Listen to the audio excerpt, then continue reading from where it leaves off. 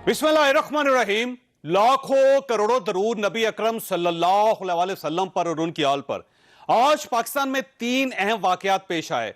अपर कोस्तान में दासू डैम की साइट के करीब चीनी मजदूरों की वैन हादसे का शिकार हो गई। 9 चीनी मजदूर और 3 पाकिस्तानी जाँ बहक हो गए। हादसे के बारे में मुतज़ाद आरा सामने आ रही हैं। इसे दहशतगर्दी भी करार दिया जा रहा है और हादसा भी। दूसरा वाकया, तालिबान चमन में पाकिस्तान की सरहद तक पहुंच चुके हैं। तालिबान ने बाबे दोस्ती की दूसरी तरफ स्पेन बोल्दक पर कब्जा कर लिया और अपना परचम लहरा दिया।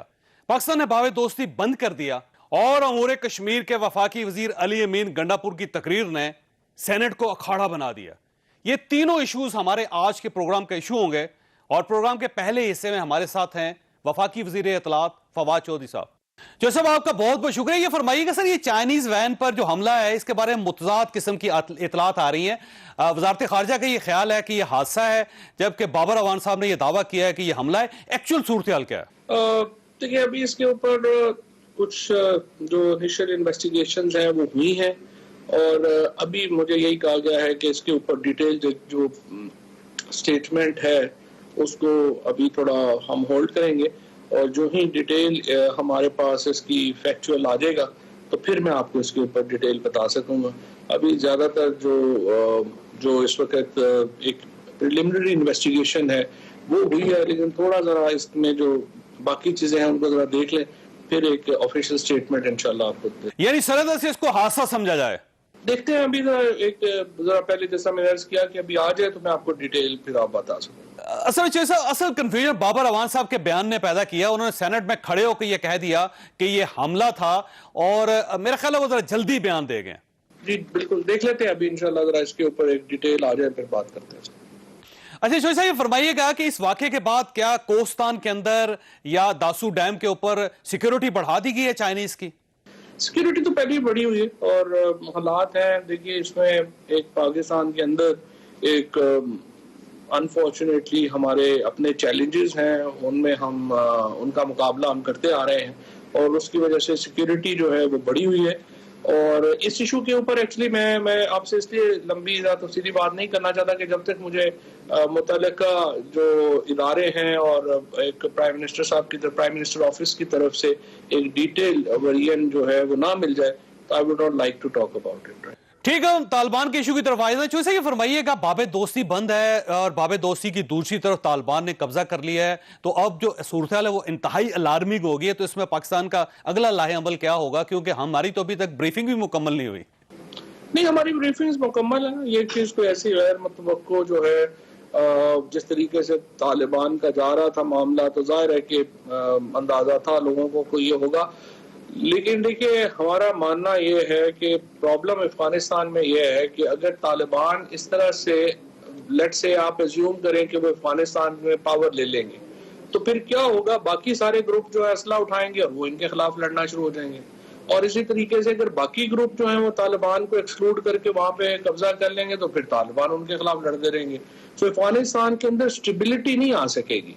इसीलिए हमारा मानना यह है कि अफगानिस्तान के अंदर एक ऐसी इंक्लूसिव गवर्नमेंट के लिए एफर्ट होनी चाहिए जिसके ऊपर तमाम धड़े, एक आइन के ऊपर तो आप मुत्तफिक होते हैं ना।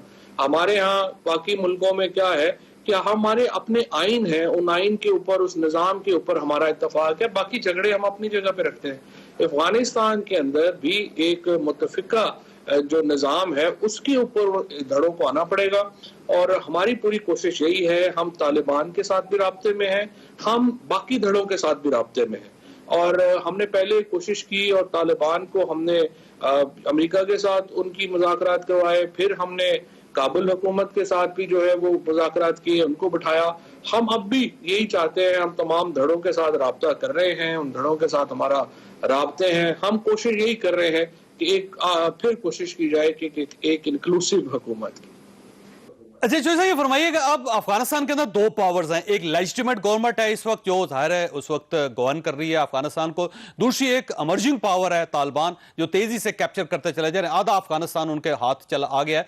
तो हमारी पॉलिसी क्या है? क्या हम लेजिटिमेट गवर्नमेंट के साथ हैं या फिर हम तालिबान के साथ हैं या फिर हम वेट एंड सी की पॉलिसी पे हैं कि जो जीतेगा हम उसके साथ शामिल हो जाएंगे? ये मैंने जिस तरह सर्च किया, हम तमाम के साथ ही राब्ते में हैं और हमारे जो काबुल के इम्पोर्टेंट लोग हैं जो इस वक्त हुकूमत में हैं, हमारे उनसे भी करीबी राब्ते हैं। खुद वज़ीर-ए-आज़म साहब ने काबुल का दौरा किया, अशरफ गनी साहब से मुलाकात की, उसके बाद जनरल बाजवा साहब ने दौरा किया काबुल का, फिर DGI-SI तो दर्जनों बार काबुल जा चुके हैं। और इनकी आपस में जो क्लोज कोऑर्डिनेशन है वो हमारी काबुल हुकूमत के साथ भी है, रही है, उन धड़ों के साथ भी है। हमारी क्लोज कोऑर्डिनेशन तालिबान के साथ भी है। और हमारी कोशिश यही है कि हम इस बहस में पड़े बगैर कि कौन हकीकी है कौन गैर हकीकी है, क्योंकि देखिए ना, अगर हमने जैसा मैंने अर्ज किया कि एक ग्रुप में कैपेसिटी या तो हो कि वो पूरे अफगानिस्तान के ऊपर कब्जा कर ले तो बस ठीक है, फिर तो हो गया और अमन कायम कर ले, लेकिन ये तो देखिए अमेरिका भी नहीं कर सका, तो फिर कौन कर पाएगा? जब तक ये अफगान धड़े आपस में नहीं बैठेंगे, जब तक ये आपस में बातचीत नहीं करेंगे और एक निज़ाम पे मुतफिक नहीं होंगे, ये तो फिर लड़ाई चलती रहेगी। और हमारा सिर्फ एक वहाँ पे जो कंसर्न है वो ये है कि जो हिंदुस्तान जो मुल्क जैसे मुल्क जो है, जो वहाँ पे एक टेररिस्ट नेटवर्क के लिए वो जगह इस्तेमाल करते हैं, वो ना हो। और उसके लिए अफगानिस्तान के अंदर इस्तेकाम होना जरूरी है। हमारा मुआशी इंटरेस्ट इन्वॉल्व है अफगानिस्तान के साथ। आप देखिए कल वज़ीर-ए-आज़म साहब उज़्बेकिस्तान जा रहे हैं, वहां पर भी हम अफगानिस्तान डिस्कस करेंगे और उसके साथ हम जो मुआशी पहलू है उसका वो क्योंकि हम चाहते हैं कि एक ऐसा निज़ाम कायम हो कि कराची में जब सामान उतरे तो वो उज़्बेकिस्तान में ताशकंद तक ट्रक तब्दील किए बगैर पहुंचे, और इसी तरह से ताशकंद जो है वो गवादर और कराची की बंदरगाह इस्तेमाल करे। हमारा फायदा तो तब है, और उसके लिए अफगानिस्तान में अमन होना जरूरी है, और अफगानिस्तान के अमन के लिए तमाम धड़ों का इकट्ठा होना जरूरी है। जैसे ये फरमाइए, हमारी स्टेट पॉलिसी क्या है कि अगर बाबे दोस्ती की दूसरी तरफ तालिबान बैठे हैं तो ये बाबे दोस्ती उस वक्त तक बंद रहेगा जब तक तालिबान वहां से उठते नहीं है, या फिर हम तालिबान के साथ गुफ्तगू करके मुज़ाकरात करके हम बाबे दोस्ती को खोल देंगे? क्या करेंगे सर, स्टेट पॉलिसी क्या है? देखिए ये तो अभी जो इस वक्त जो सिचुएशन है ना, ये बड़ी आर्जी है, और इसके ऊपर कोई बड़ी बातें जो है वो फैसले वगैरह वो नहीं होने। ये तो चीजें बदलती रहनी है, उसमें कभी एक दिन कोई होगा, दूसरे दिन कोई होगा, तीसरे दिन कोई होगा, वो ये सूरत हाल रोज की बदलती रहेगी। इसके ऊपर कोई परमानेंट इस तरह की बात होनी नहीं है। इसीलिए अर्ज मैंने किया है कि एक इवॉल्विंग सिचुएशन है, जब तक ये सूरत हाल जो है ये यहाँ पर रहेगी उस वक्त तक मामला जो है वो अफगानिस्तान जो है उसमें इस्तेहकाम नहीं आएगा। तो इसका मतलब ये हुआ कि जब तक सूरत हाल क्लियर नहीं होती उस वक्त तक बाबे दोस्ती बंद रहेगा?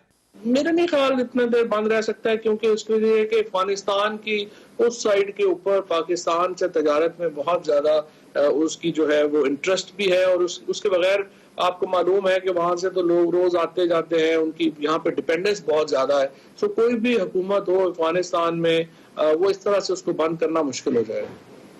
अच्छा चौधरी साहब, डोमेस्टिक इशू की तरफ आते हैं। ये फरमाइएगा, अली अमीन गंडापुर साहब का जो इशू था, जो उनकी गुफ्तगू थी वो सेनेट में चली गई, आज गर्मा गर्मी होगी वहां पे, और रजा रोबानी साहब और शायद खाकान अब्बासी साहब दोनों का ये कहना है कि ये सूरत हाल जानबूझकर पैदा की जा रही है और इसका मकसद ये है कि पाकिस्तान के अंदर मार्शल लॉ लग जाए। मेरा तो ख्याल है कि कोई ऐसी बात नहीं है, और दोनों तरफ ऐसे जरा मीडिया के लिए या रंग जमाने के लिए इस तरह की बातें की जाती हैं। मार्शल लॉ क्या, हम अपनी हुकूमत के खिलाफ मार्शल लॉ लगवाएगा कोई? जाहिर है कि एक बच्चों वाली बातें। रजा रब्बानी साहब हों, शायद खाकान अब्बासी साहब हों, ये वहाँ पे कश्मीर में इलेक्शन हो रहे हैं, वहां पर जब गुफ्तगू होगी, जलसों में लैंग्वेज और होती है, जब आप यहाँ पे होते हैं तो लैंग्वेज और होती है, तो इतना बड़ा क्या मसला है इसमें? वैसे आपका जाती ख्याल क्या है? क्या अली अमीन गंडापुर साहब को इस किस्म की बातें करनी चाहिए थी, जैसे जुल्फकार अली भुट्टो साहब को गद्दार कह देना, क्या ये जस्टिफाइड है? मरियम साहिबा के जो दादा के बारे में उन्होंने कहा वो आपने खुद सुना होगा। इसी तरह आसिफ अली जरदारी साहब को मुखातिब करके जिन्होंने कहा कि ये जो बिलावल भुट्टो साहब हैं, आसिफ अली जरदारी साहब की मैं अल्फाज नहीं दोहरा सकता चौधरी साहब, उन्होंने कहा सजा है, तो ये फरमाइए कि ये ठीक है? आप क्या समझते इसको? मैं देखिए होना नहीं चाहिए, लेकिन गद्दार तो खैर उन्होंने कहा भी नहीं अपनी तकरीर में, लेकिन जो बाकी लैंग्वेज है वो फिर बिलावल और मरियम भी तो ऐसी ही लैंग्वेज इस्तेमाल कर रहे हैं, तो वो ठीक लैंग्वेज इस्तेमाल करेंगे तो उधर से भी ठीक लैंग्वेज इस्तेमाल होगी। इधर के लोग जो है वो बेहतर लैंग्वेज इस्तेमाल करेंगे तो उधर भी इस्तेमाल होगी। मेरा तो ख्याल ये अब हमें अपनी इस बातों से बाहर निकलना चाहिए और एक दूसरे के नुक्ता नज़र को समझ के आगे बढ़ना चाहिए, बजाय इसके कि हर वक्त एक दूसरे को गालियां निकालते हैं। लेकिन बहरहाल ये है कि ये तो ताली दोनों हाथों से बजनी है। सर, इशू अली अमीन गंडापुर साहब नहीं है, इशू क़यादत है। यानी प्राइम मिनिस्टर साहब ने अभी तक कोई मजम्मत नहीं की, बिलावल साहब ने कोई मजम्मत नहीं की, और इधर से मियां शहबाज शरीफ और मियां नवाज शरीफ साहब ने मजम्मत नहीं की। जब तक क़यादत कंट्रोल नहीं करेगी ये तो इशू फैलता चला जाएगा, और अगर ये हीट बढ़ गई और ये ट्रिकल डाउन कर गई तो कल तो कारकुन एक दूसरे के गले पड़ जाएंगे और यहां तो लोगों की जाने चली जाएंगे। फिर नहीं, कोई इतनी भी हीट नहीं बढ़ गई, बस आपके प्रोग्राम में ज्यादा हीट है, कोई ऐसी बात नहीं है। बस ये कश्मीर इलेक्शन है, इलेक्शनों में जलसे होते हैं, उनमें इस तरह की बातें होती रहती है, कोई इतनी इंपॉर्टेंट नहीं है कि इसके ऊपर इतना टाइम लगाए। प्राइम मिनिस्टर के पास इतना टाइम कहाँ है कि वो जलसों की तकरीरें सुनते फिरे। लेकिन चौधरी साहब ये बढ़ रही है शिद्दत, और आप खुद अंदाजा लगाइए कि ये आजाद कश्मीर का इलेक्शन है, कल को जनरल इलेक्शन भी हो रहे हैं, और अगर ये हीट बढ़ती रही जिस तरह कौमी असम्बली में जो कुछ हो रहा है, सेनेट में कुछ हो रहा है, जलसों में जो कुछ हो रहा है, जो जुबान अख्तियार की जा रही है, तो आप खुद मुझे बताइएगा कि जनरल इलेक्शन फिर कैसे होंगे? ये तो कंट्रोल करना पड़ेगा आपको। नहीं, कोई ऐसी बात नहीं है। माजी में इससे ज्यादा तलखियां रही हैं। माजी में तो आपने देखा पीपल्स पार्टी और नून लीग के दरमियान तो बाकायदा हाथापाई हुई, थप्पड़ एक दूसरे को लगाए गए, फिर भी निज़ाम चलता रहता है। हमारा निज़ाम जो है वो इतना कमजोर अब नहीं रह गया। अब एक तवील अरसे से यहाँ पे जमहूरियत है और वहाँ पे चलता रहता है। हाँ, लाउड जमहूरियत है, उसमें एक दूसरे के ऊपर तलखियां बढ़ जाती हैं। मैं जाती तौर पे अगर आप मेरी जाती राय पूछें तो बिल्कुल मैं आपसे एग्री करता हूँ कि शाइस्ता जुबान होनी चाहिए और आराम से चलना चाहिए। लेकिन अब दूसरी तरफ से अगर कोई बातें होंगी और ये कहना कि नहीं वो बातें जो है वो तो अपोजिशन है, वो तो करेंगे, आप ना करें, ये थोड़ा पैमाना मुश्किल हो जाएगा। मेरे ख्याल में तो स्पीकर साहब को और चेयरमैन सेनेट को इसमें रोल अदा करना चाहिए। प्राइम मिनिस्टर या लीडर ऑफ अपोजिशन से ज्यादा ये चेयरमैन सेनेट और स्पीकर का काम है कि वो इस मामले को देखें और एक एथिक्स कमेटी बनाएं और उसमें इस चीज को तय करें। तो आप ये समझते हैं कि ये ट्रेंड ठीक है, पैसे तकसीम करने चाहिए और वोटर को ये कहना शुरू कर देना चाहिए कि आपको 1-1, 2-2 करोड़ रुपए दे दिए जाएंगे, और ये आप इसको ठीक समझते हैं? मेरा ख्याल है कि वो तो जो 5 लाख रुपया देना या वो तो एक और तनाजुर में था, वरना जलसों में तो लोग पैसे तो नहीं देते ना। वो तो उनसे बात की जा रही थी कि ये जरूरतमंद है, उसने आके कहा कि ये मेरी जरूरत है, तो उन्होंने वो दे दिया। इलेक्शनों के लिए तो नहीं दिए। जैसा वो उसका एतराफी बयान आ चुका है, उसने इलेक्शन कमीशन में अपना बयान रिकॉर्ड करवाया है कि ये सड़क के लिए पैसे थे, और कोई वजीर भी अपनी जेबों से पैसे निकाल के इस तरह स्टेज पे खड़े होकर पैसे नहीं देता। सर नहीं, बिल्कुल सही बात है, देना भी नहीं चाहिए। और आपका क्या ख्याल है, क्या इनके खिलाफ कोई कार्रवाई नहीं होनी चाहिए? वो इलेक्शन कमीशन ने कार्रवाई कर तो दी, अब क्या फांसी लगाना है आप? अच्छा, पाकिस्तान इलेक्शन कमीशन को भी लिख दिया गया है कि इनके खिलाफ डिस्क्वालिफिकेशन का केस शुरू किया जाए, तो आप ये समझते हैं कि डिस्क्वालिफिकेशन का केस होना चाहिए? नहीं, यहाँ के इलेक्शन कमीशन तो उनके कहने पे कैसे कर सकता है? उनका कानून अपना है, यहाँ का कानून अपना है। वो तो एक दूसरे सिटीजन के खिलाफ ये कार्रवाई तो नहीं कर सकते। वो अपने कानून के मुताबिक कार्रवाई करेंगे जो हो सकती है। तो आपका क्या ख्याल है कि अली अमीन गंडापुर साहब के खिलाफ कोई कार्रवाई होनी चाहिए या उनको माजरत करनी चाहिए? नहीं, वो एक माहौल में जलसे, मैंने आपको बताया, आप एक जलसों के माहौल को मिक्स कर रहे हैं एक अमूमी माहौल से। अभी आप अली अमीन को अपने प्रोग्राम में बुलाएंगे तो वो और तरह बात करेंगे, जलसों में होंगे तो और तरह बात करेंगे। जी साहब, आपका बहुत बहुत शुक्रिया। ख्वासा यहाँ पे छोटी सी ब्रेक लेंगे और ब्रेक के बाद पैनल के साथ वापस आते हैं। प्रोग्राम में दोबारा खुश आमदीद। आज सेनेट का माहौल अली अमीन गंडापुर की वजह से बहुत गर्म रहा। अगर इसी तरह की गुफ्तगू होनी है तो फिर यहां पे महफूज कोई भी नहीं रहेगा। अगर हम इस तरह की सियासत करेंगे कि साबिक वजीर आजमों को हम चोरों और डाकुओं के लकब से याद करेंगे, तो फिर अगर हमारी जबान भी खुलेगी जी तो फिर मुनासिब नहीं होगा जनाब। ये जो सियासत जिसमें एक दूसरे की इज्जत को उछालना और एक दूसरे की पगड़ी को उछालना तुर्रा समझा जाता है, ये सियासत तबाही की तरफ लेके जाएगी जनाब चेयरमैन। और इससे कम ऐसे तारीख में पाकिस्तान के वाकयात हुए हैं जिनके नतीजे में हमें सुनना पड़ा है। मेरे अजीज हमवतनों, क्या आज हम उसी रविश पे एक बार फिर तो नहीं निकल रहे। इन्होंने कल जो जुबान इस्तेमाल की शहीद भुट्टो साहब के बारे में, साबिक वजीर आजम मियां नवाज शरीफ, मरियम नवाज के बारे में, ये हुकूमत में बैठे हैं, ये तो लग रहा है कि ये कई जिंदानों से आवाजें निकाल रहे हैं। इन्हें शर्म आनी चाहिए। ऐसे सिस्टम का हिस्सा रहना हम समझते हैं शर्मनाक है। बजाय माजरत करने के उसको ओन करके उस पे सीने बजा रहे हैं जनाब चेयरमैन, ये तकलीफ दे बात है। पाकिस्तान की सियासी तारीख में बड़े बड़े तल्ख वाकयात हुए हैं। सोच तो यह है कि इस हाउस में वो लोग भी बैठे हुए हैं, वो जमातबी जिन्होंने मोहसिन पाकिस्तान कायद आलम को भी काफिर पाकिस्तान कहा हुआ है, आज खड़े हों इस हाउस में और माफी मांगे पूरी कौम से। यह बात करते हैं अपनी अपनी लीडरशिप की, कहते हैं कि हमारा जीना मरना तो इसी मुल्क में है। आज ही तस्वीर छपी है, जो कल यहाँ तकरीरें कर रहे थे, आज वहां पर वो एक बेंच में बैठे हुए हैं अमेरिका में। जो दवाई लेने गए थे वो आज तक वापस आने का नाम नहीं ले रहे। ये बात मत करें, यहाँ कोई दूध का धुला हुआ नहीं है।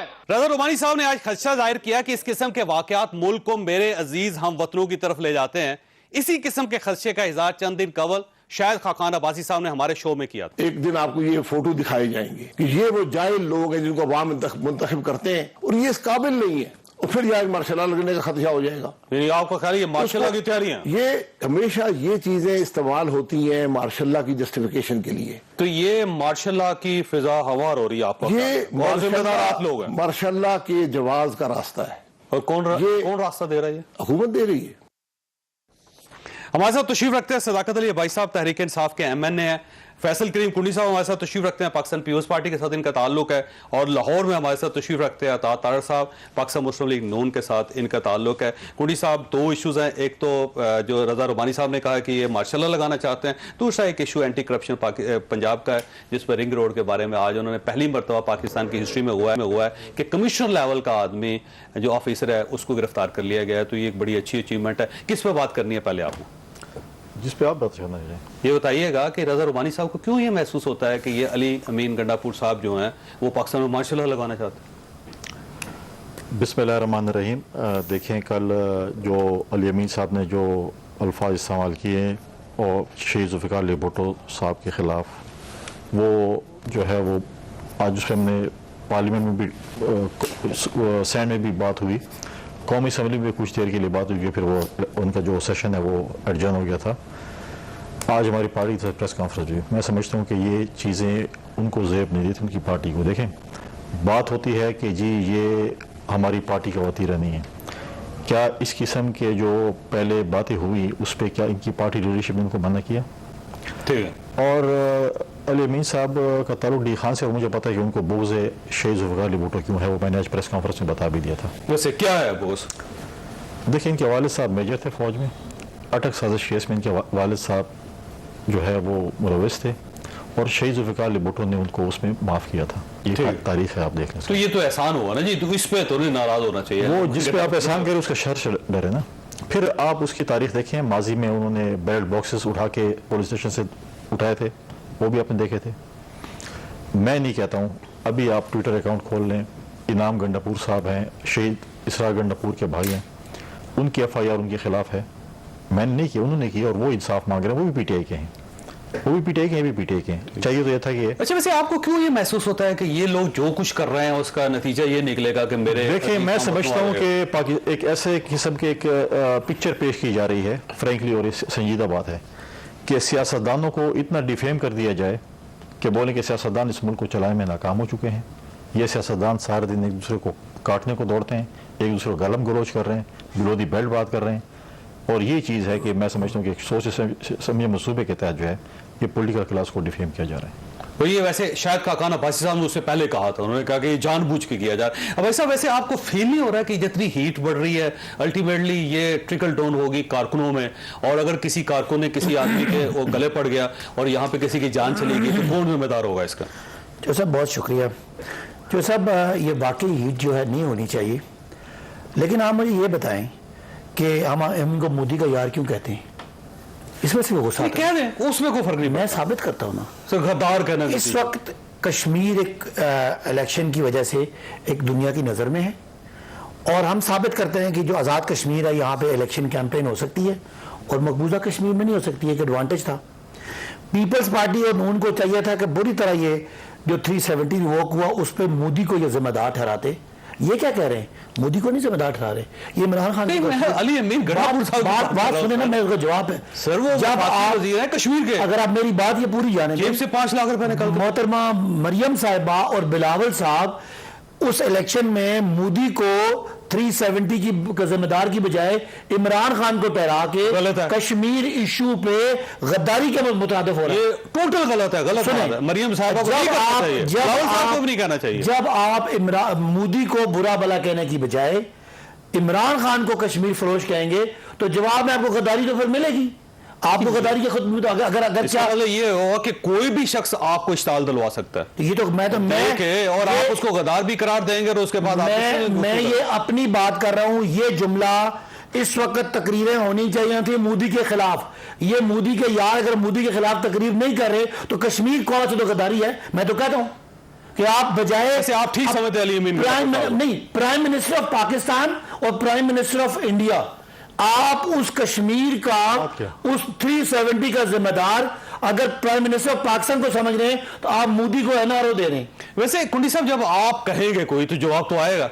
बिलावल साहब जब उनको हर तकरीर के अंदर एक गंदा वजीर कहेंगे तो गंडापुर बोलेगा।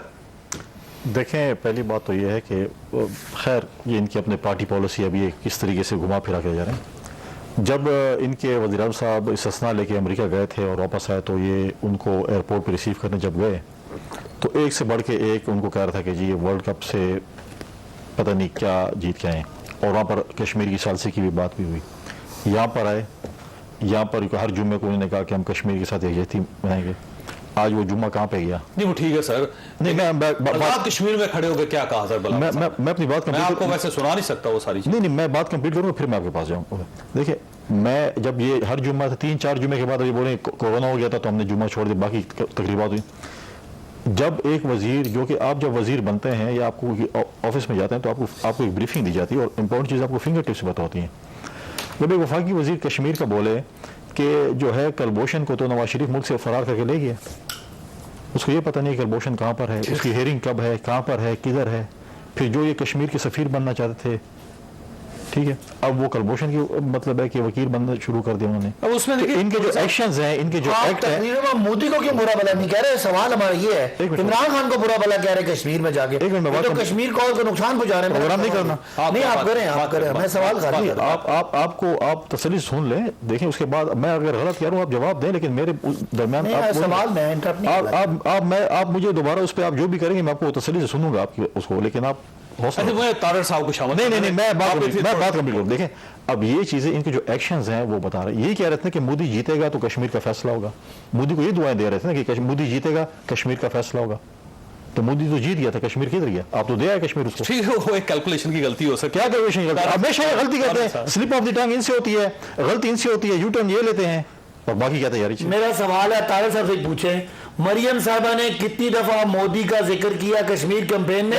कश्मीर को आप नुकसान पहुंचा रहे हैं। दरअसल ये आज भी मरियम साहबा की जो जुबान थी वो मेरा ख्याल है कश्मीर के अंदर इस किस्म की जुबान नहीं होनी चाहिए कि आप आज़ाद कश्मीर में खड़े होकर ये कहें कि गवर्नमेंट यानी वफाकी गवर्नमेंट या प्राइम मिनिस्टर साहब जो हैं वो आज़ाद कश्मीर को सूबा बनाना चाहते हैं और आपने सूबा बनाने नहीं देना और कश्मीरी नहीं बनाने देंगे। सर ये तो स्टेट पॉलिसी होती है इस किस्म की, जब आप इस किस्म की हेट किसी जगह पे आप रिप्रेजेंट करेंगे तो उसका जवाब भी फिर आएगा आपको। मैं समझता हूं अभी मरियम नवाज शरीफ साहिबा ने बहुत नरम जबान इस्तेमाल की है इनके लिए। आप माजी मत भूलिए, एक कंटेनर होता था, हम हुकूमत में थे, हमारे वजीर आजम ने कभी इमरान खान साहब के अलावा बात नहीं की। शलवारें गीली, फेंटा लटका दो, मार दो, तोड़ दो दीवारें प्राइम मिनिस्टर हाउस से, उसको गिरेबान से पकड़ो और घसीट के बाहर ले आओ। चाहे सब हम भी इंसान ये बर्दाश्त किया है क्योंकि हमारे लीडर की तलकीन थी कि बर्दाश्त करना है, और उन्होंने कभी नाजेबा जबान इस्तेमाल नहीं की। ये शख्स मलेशिया जाता है, वहां कहता है हम बहुत बड़े चोर है पाकिस्तानी कौम। ये अमेरिका जाता है, ये कहता है मैं एसी उतार दूंगा, जेलों में डाल दूंगा, फलां कर दूंगा। ये कोई गैंगस्टर है? आप मुझे बताएं ना, हम कब तक बर्दाश्त करेंगे? अब बर्दाश्त का मादा हमारा खत्म हो चुका है। लेकिन सर ये आजाद कश्मीर में नहीं करना चाहिए आपको। नहीं, तो ये कश्मीर के ऊपर जो पिछले 1.5-2 साल से ये जबान इस्तेमाल कर रहे हैं, हर मौके पे गद्दारी का हमें एक सर्टिफिकेट थमा देते हैं और बैठ के ऐसी ऐसी बातें करते हैं। जब इनको United Nations human rights commission के पास जाना था, ये ऑपोजिशन पे कश्मीर पे हमले कर रहे थे। जब इनको हेग पे जाना था, इंटरनेशनल फोरम्स पे जाना था, सरबराहाने मुमलिकत के पास डॉसियर्स भेजने थे, इंटरनेशनल कम्युनिटी को मोबिलाइज करना था, लॉबिंग करनी थी, तब ये हमें गद्दारी के सर्टिफिकेट देने पे मसरूफ थे, क्योंकि इनकी हर बीमारी का इलाज तर्जमानों का इजलास है। बारिश हो जाए तर्जमानों का इजलास बुला लो, करप्शन हो जाए तर्जमानों का इजलास बुला लो, मुल्क में एक दंगा हो जाए तर्जमानों का इजलास बुला लो। खुदा का वास्ता ये हाथ जुड़े हैं, कोई काम भी करके दिखा दो। ये हर लड़ाई टीवी पे नहीं लड़ी जाती, हुकूमत में हो हर बीमारी का इलाज। साहब मैंने ब्रेक लेनी है, लेकिन एक काम इन्होंने किया है, वैसे उसे मेरा ख्याल है आपको अप्रिशिएट करना चाहिए। ये जो एंटी करप्शन की आज जो गिरफ्तारी हुई है कमिश्नर की और उनके साथ जो दूसरे वसीम ताबिश साहब की, मेरा ख्याल है ये एक बहुत बड़ा वाकया है पाकिस्तान में कि कमिश्नर लेवल पे भी अफसर को गिरफ्तार कर लिया जाता है करप्शन पे। आपको कम से कम इस चीज पे गवर्नमेंट को जरूर अप्रिशिएट करना चाहिए। लेकिन आपके रिस्पॉन्स से पहले छोटी सी ब्रेक का दोबारा हाजिर होता प्रोग्राम में दोबारा खुश आमदीद। तरसा ये फरमाइए, ये रिंग रोड का फैसला 50 दिन के अंदर 2 बड़े ऑफिसर्स की गिरफ्तारी और फिर ये केस नैब को रेफर हो रहा है, आपको ये अचीवमेंट नजर नहीं आ रही? मेरा ख्याल है कि जो इनकी रेप्यूटेशन है ना इस हुकूमत की, के खाता है तो बताता भी है, उसकी एक ये नया चैप्टर सामने आया है कि ये देखो 2 अरब 30 करोड़ हमने सरकारी खजाने से निकाल के ये फेंका जमीन की एक्विजिशन पे, ये 10 अरब रुपया इसकी लैंड वैल्यू ऊपर चली गई कॉस्ट एस्केलेशन करके, हमने कई सौ अरब हाउसिंग सोसाइटीज को बेनिफिट दिया, हमारे 4 वजीर इसमें मुलव्विस थे। अब कल बड़ी इंटरेस्टिंग मीटिंग हुई है प्राइम मिनिस्टर हाउस में, मेरी इतला है कि शहजाद अकबर साहब, प्रिंसिपल सेक्रेटरी वजीर आजम Azam Khan Sahab, DG anti corruption Punjab Gohar Nafees और वजीर आजम खुद इसमें मौजूद थे। पहला सवाल मेरा ये है चौई साहब कि लास्ट जो मैंने चेक किया था तो एंटी करप्शन का महकमा सूबाई कानून के तहत बना है, पंजाब हुकूमत का वो महकमा है, उसका वफाक से कोई ताल्लुक नहीं है। ना चीफ सेक्रेटरी वहां पे था, ना वजीर आला उस्मान बुज़दार वहां पे था। ये 4 लोगों ने मीटिंग की और इस होम्योपैथिक और इस एक मेलो तरीन रिपोर्ट में कमिश्नर को बली का बकरा बना दिया। मुझे बताएं ना, मैं वेट कर रहा हूं गुलाम सरवर खान साहब, अगर आप टीवी देख रहे हैं या आप तक की आवाज जा रही है, आपने आज से 3 माह पहले मुझे लीगल नोटिस देने का कहा था लाइव टेलीविजन पे, मुझे लीगल नोटिस क्यों नहीं आया? वैसे मसला ये है कि इसके जो कल ब्रीफिंग हुई उसमें ये फैसला हुआ है कि इस रिपोर्ट को 2 हिस्सों में शिफ्ट कर दिया जाएगा। सरकारी मुलाजमीन के खिलाफ एंटी करप्शन जो है वो केस करेगी और जो वफाकी वजीर गुलाम सरवर खान साहब और जुल्फी बुखारी, इन दोनों का केस नैब के पास रेफर हो रहा है और नैब उसके अंदर इन्वेस्टिगेशन करेगी और ये बड़ी अच्छी बात है। भाई साहब ये फरमाइएगा, क्या कहीं ऐसा ना हो जाए कि ये आप एनआरओ दे दें जुल्फी बुखारी साहब को और गुलाम सरवर खान साहब?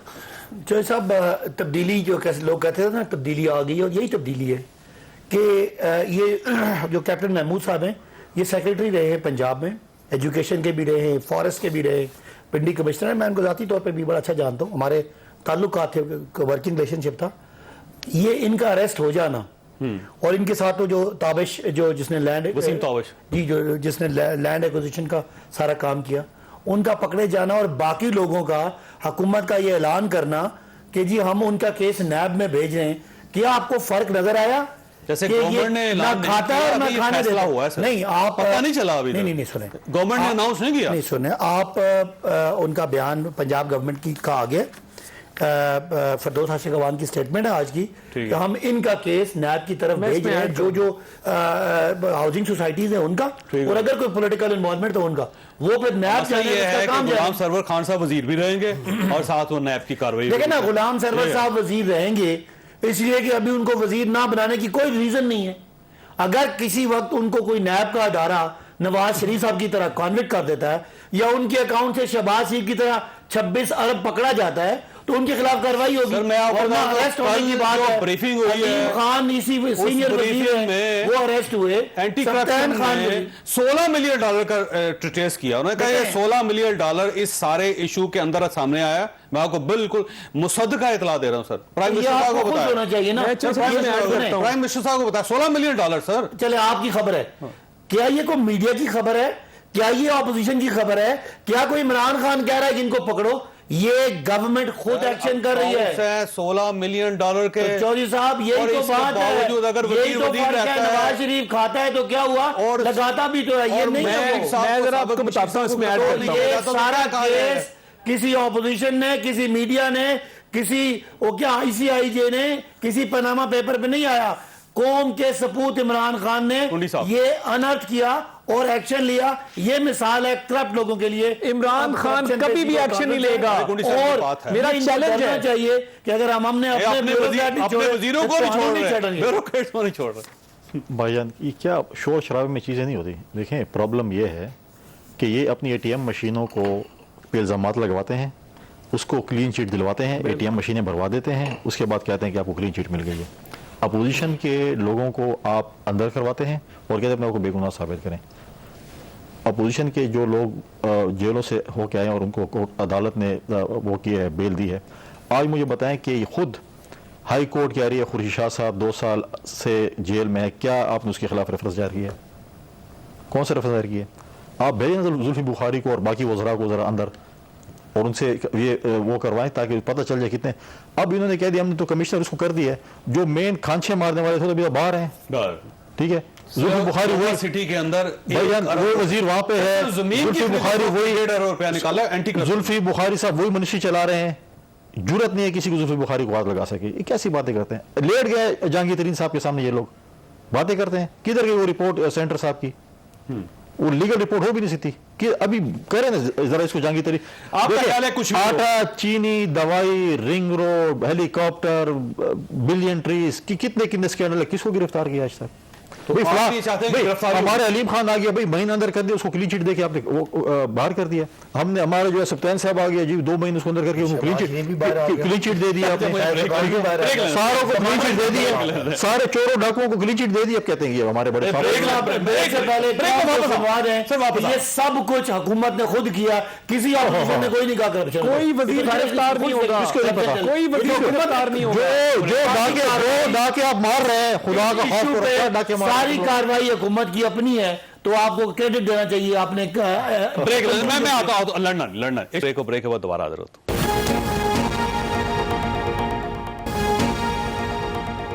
क्या है जिनका फार्म हाउस इस रिंग रोड की अलाइनमेंट के साथ जोड़ा गया, तो मुझे तो ये समझ नहीं आ रही कि हर केस में आप अफसरों को बलि का बकरा बना देते हैं। तो मोहसिन शाह नवाज रांझा साहब के खिलाफ भी इंक्वायरी शुरू होने वाली, वहां उनकी भी जमीन निकल आई है वहां पे। नहीं, देखें बात यह है, मोहसिन शाह नवाज रांझा हुकूमत में है।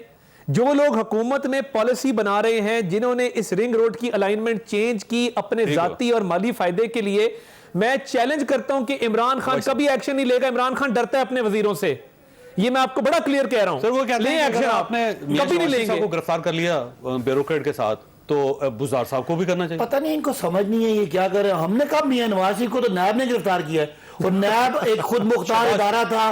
पीपल्स पार्टी ने, नून ने 5 साल बड़ा तसल्ली से उसको रखा और मिलकर इन्होंने एक चेयरमैन भी लगाया। नहीं, शहबाज शरीफ और आज चीमा का इशू है ना सर। नहीं, शहबाज शरीफ साहब को ये कह रहे आज मुझे जवाब दें, आप मुझे जवाब दें, आप शहबाज शरीफ हो, वजीर आला हो, और आपकी जो शुगर मिल है उसके मुलाजम के नाम तो यहाँ पे 100 करोड़ रुपया निकल आए। रिंग रोड 62 किलोमीटर हो गई, 25 करोड़ रुपया निकले, और आप कहें कि मैंने दिल्ली की करप्शन नहीं की। तो मुझे बताएं, बुज़दार साहब से पूछे ना, 22 किलोमीटर की सड़क 62 किलोमीटर कैसे बन गई, 2.5 अरब रुपया कैसे दे दिया गया? यही सवाल को नहीं पता था। यही तो सवाल है, इसी की तो इन्वेस्टिगेशन हो रही है, इसीलिए तो बंदे फारे किए। आप मुझे देखे ना, पिछले 30 साल जो करप्शन होती है कभी किसी ने रोका? ये तो आपको अप्रिशिएट करना चाहिए। कुछ लोग अरेस्ट हो रहे हैं, लोग पकड़े जा रहे हैं, खत्म हो गया की तरफ केस रेफर हो रहे हैं। भाई साहब वैसे अप्रिशिएट करता हूं कि ठीक है आपने ये इशू सामने लेकर आए, लेकिन जो जिम्मेदार है उनको गिरफ्तार, ये आपकी अपनी ख्वाहिश है ना, आप अपनी मर्जी के बंदे अरेस्ट करो। 2.5 अरब आदमी पकड़ेगा, गल पकड़ लेगा, किसी ने किसी को रोका तो है ना। ये तो खाते हैं और लगाते भी है। प्रोग्राम को वक्त खत्म हो गया। ख्वातीन अल्लाह ताला आप और आपके अहले खाना को हर किसी मुसीबत से महफूज रखे। अल्लाह हाफिज।